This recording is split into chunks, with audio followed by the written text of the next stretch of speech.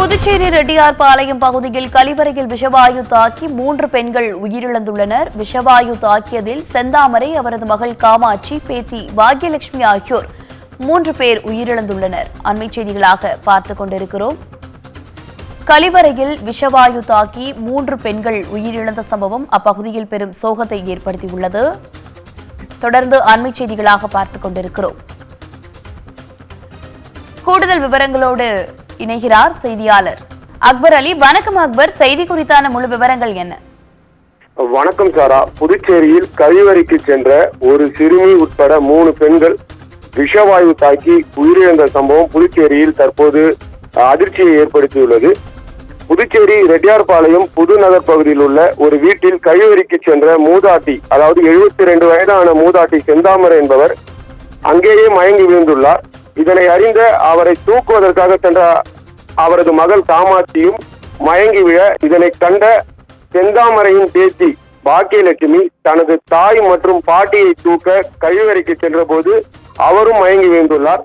தொடர்ந்து அருகில் இருந்தவர்கள் 3 பேரையும் அரசு மருத்துவமனைக்கு அழைத்து சென்ற பொழுது செந்தாமரை மற்றும் காமாட்சி ஆகியோர் உயிரிழந்து விட்டதாகவும், இருவரையும் விஷவாயு தாக்கி உயிரிழந்ததாக மருத்துவர்கள் தகவல் தெரிவித்தனர்.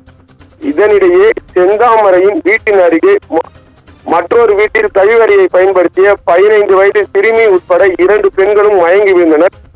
அவர்களையும் மீட்டு அரசு மருத்துவமனையில் அனுமதித்த நிலையில் 15 வயது சிறுமி பரிதாபமாக உயிரிழந்ததாக மருத்துவர்கள் தெரிவித்தனர். தற்போது 2 பெண்கள் தீவிர சிகிச்சை பிரிவில் அனுமதிக்கப்பட்டு சிகிச்சை அளிக்கப்பட்டு வருகிறது. அதாவது இந்த பாதாள சாக்கடை விஷவாயு தாக்குதலுக்கு அந்த பகுதியில் உள்ள கழிவறை பாதாள சாக்கடையோடு நேரடியாக இணைக்கப்பட்டுள்ள நிலையில் பாதாள சாக்கடையில் ஏற்பட்ட அடைப்பின் காரணமாக அதில் உள்ள விஷவாயு வெளியேற வழி இல்லாமல் கழிவறை வழியாக வெளியேறியதாலேயே இத்தகைய விபத்து ஏற்பட்டதாகவும், பாதாள சாக்கடையை சரி செய்யும் வரை புதுநகர் பகுதியில் உள்ள பொதுமக்கள் யாரும் கழிப்பறையை பயன்படுத்த வேண்டாம் என உழவர்கரை நகராட்சி சார்பில் தற்போது தெரிவிக்கப்பட்டுள்ளது. மேலும் பொதுப்பணித்துறை உட்பட நகராட்சி உள்ளிட்ட அனைத்து துறை அதிகாரிகளும் தற்போது விஷவாயு தாக்கிய பகுதிகளை சரி செய்யும் பணியில் ஈடுபட்டு வருகின்றனர். புதுச்சேரியில் விஷவாயு தாக்கி 3 பேர் உயிரிழந்த சம்பவம் சோகத்தையும் பரபரப்பையும் தற்போது ஏற்படுத்தியுள்ளது. சாரா, விவரங்களுக்கு நன்றி அக்பர் அலி.